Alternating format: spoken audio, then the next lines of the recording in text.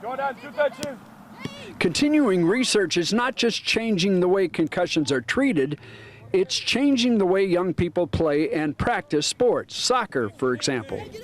They don't want kids younger than a certain age group heading the ball anymore just because of the repeated head trauma just from heading a ball. What was done whenever I was growing up is pretty much obsolete now. Dr. Jana Brock is a concussion specialist with Texas Health Sports Medicine, who most often treats young athletes in a variety of sports: soccer, football, volleyball, hockey. The majority of that I see happen to be kind of 12 years old up to 18 years old. At least 90–95% of what I see are sports-related concussions. The new CDC guidelines for treating kids' concussions recommend against routine x-rays and blood tests. Rest is still advised for the first few days after the concussion occurs, but inactivity after that may actually worsen symptoms. We used to think absolute physical rest until you're without symptoms completely.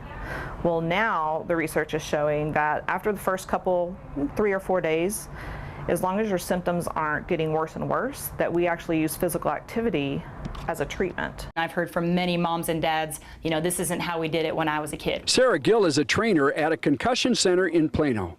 She points out the new research should also give parents reassurance that most kids' symptoms will clear up in 1 to 3 months. We have no reason to think that a kid cannot get back to his premorbid baseline if he just is allowed that time to heal, and then they can go back to their sport with very little fear, we think at this time, of having any long-term problems.